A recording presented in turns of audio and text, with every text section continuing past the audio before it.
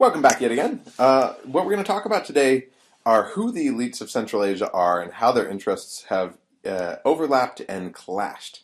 And then we'll talk about how political elites consolidated power in Central Asia using a couple cases to explore this. But today, as we look at who governs in Central Asia, I want you to recall a critical snapshot of the Soviet period. Again, a legacy. The Soviet Union, in many ways, did work for the people.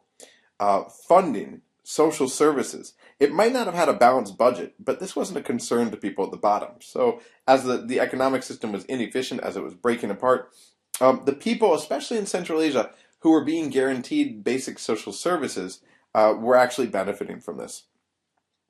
Now, you had citizens with a taste of Western influence who may have wanted more, but for most Central Asians, things were pretty good the way they were. Again, recall the reference point. They were looking south to Iran, don't want to live like that. They were looking south to Afghanistan, don't want to live like that.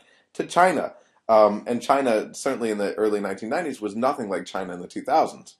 Don't want to live like that. So those citizens with the taste of Western influence were really the ones further to the west, and especially in the Baltics. But in Central Asia, they didn't want to live like everything that they saw, which was down south and to the east. Um, from the Central Asian perspective, a little more cultural freedom, maybe some nominal independence would have been great. But with respect to the masses, the informal organizations that arose in the late Glasnost period were not independence movements by and large, but they were opposition movements to certain aspects of the system. So the sort of don't throw out the baby with the bathwater comes to mind. People didn't necessarily want to reject the whole system. They just wanted independence within the system to keep this federal system going. With respect to elites, independence was even more daunting, as I talked about in previous lectures. It was an immediate threat. How will we provide the goods that give us nominal legitimacy and stave off true oppositionists? And other threats from potential opposition groups like terrorist organizations. Recall that that the Central Asians were the most reticent to leave the Soviet Union. They hung on practically until it disappeared. So after the dissolution of the Soviet Union, discourse on Central Asia is largely focused on political elites in each of these countries, and I've done this too. Throughout the post-independence section so far, I've talked a lot about Karimov, Nazarbayev, Niyazov, Akayev, Rahman. But in large part, this is because of how we see rule there. We frequently view these as personalistic regimes where all the power is in the hands of the president who's on top. And in fact, it's important to remember that, especially at the beginning, these political elites, the nomenklatura, or the descendants of the nomenklatura, weren't alone. Often there was a complex relationship between them and various other types of elites. And there are at least four important actors that we're going to talk about today. The Russian elites, the intelligentsia, the religious elites, and the black market elites. The Russian elites, I've already discussed their role in the economy, but also they have had a very strong role in the military-industrial complex, which was most of the industry that existed in the Soviet period. And this is most relevant to Kazakhstan, a bit less, but also still relevant to Uzbekistan. Less relevant to Turkmenistan, Tajikistan, and Kyrgyzstan. But the Russian elites, and you can tell by their numbers within society to a certain degree too. But again, the most industrialized states had the presence of these Russian elites from the economic standpoint. You also had the intelligentsia. These were the ones who led opposition movements, mostly narrow opposition movements, but opposition movements in the Glasnost period. You had religious elites, but remember, religious elites can be divided into official Islam and unofficial Islam. So you had these two different currents, and we'll talk about how some of them came together a bit later. And finally, you had black market elites, starting again under Brezhnev with the development of the underground economy. You have these people who have vested interests in the underground economy, and political elites who, if you recall, were also prospering from this to a certain degree because they were taking cuts. So all these interests often overlapped between these actors, but often there was this web of connections. And it's easy to see political elites, for example, well, as I just mentioned, with the black market, they allowed the black market to function, and they also had a stake in it. So they had allegiance from those black market elites, and elites could literally profit from them and also use this as really a market correcting mechanism to appease the masses. So that's the good side. The bad side is that the black market elites could always become a source of opposition. Same thing with respect to Islam. Political elites created official Islam, and they tolerated unofficial Islam. Again, there was a two-way flow of allegiance. The Mufti, the head of the mosques, controlled the network, which was intimately linked to quote unquote the people, and unofficial religious leaders also had strong links to the communities. So political elites depended on religious leaders, but they also used them to maintain control. Again, there was this tough balance: how to avoid a potential threat. Because they wanted to continue to have these religious authorities functioning, but they wanted to be able to use them to monitor the population, and they didn't want to see, the last thing they wanted to see is religious authorities take the position that they had under the previous period of rule under the emirs and the khanates. Political elites also sought to co-opt Russian elites and intellectuals. They promised them upward mobility in the new system, but it was easy to see how disaffected intellectuals might be working with Russian elites or religious elites to alter the status quo.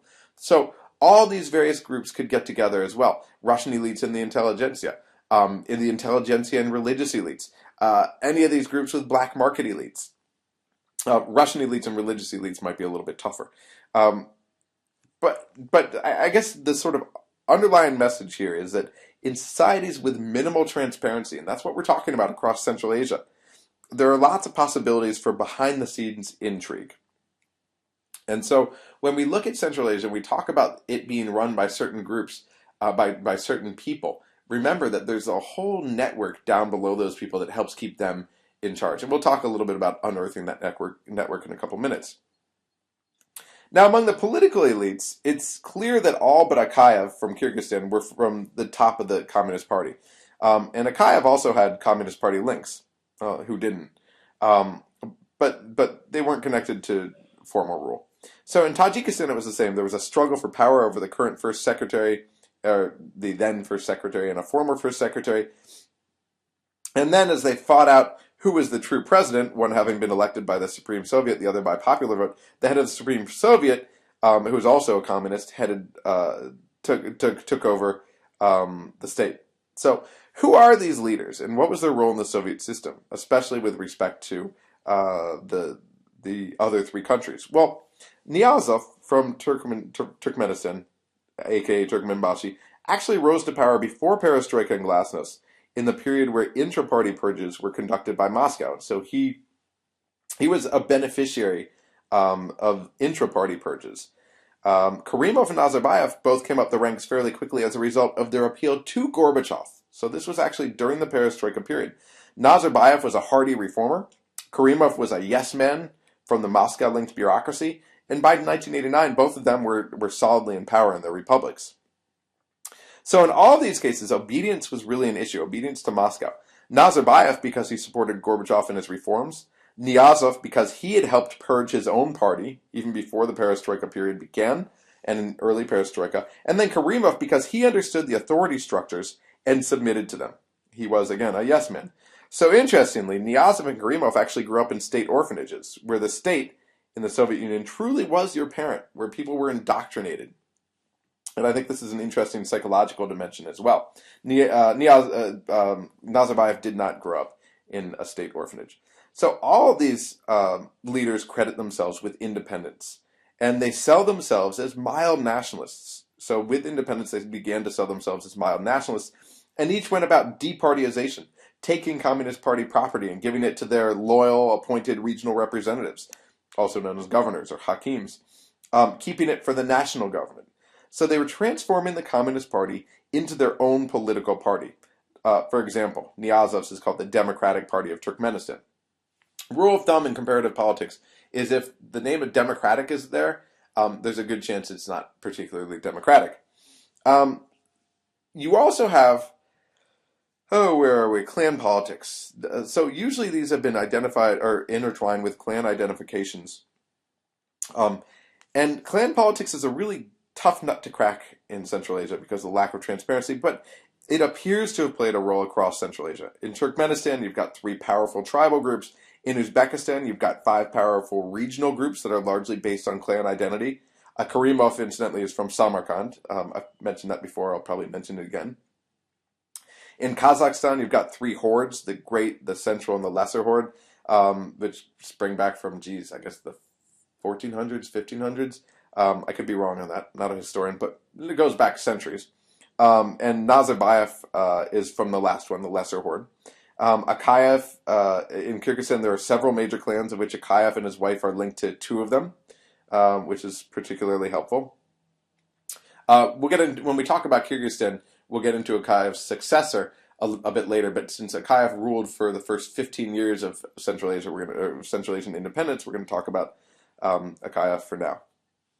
So in Kyrgyzstan, the fact that President Akayev did not belong to the Key clan, that might help actually in terms of being independent and perhaps legitimate in the early years of democratic government. Remember when I talked about how the president sometimes is sort of someone who everyone can accept. I was actually talking about the prime minister, but this could be the president.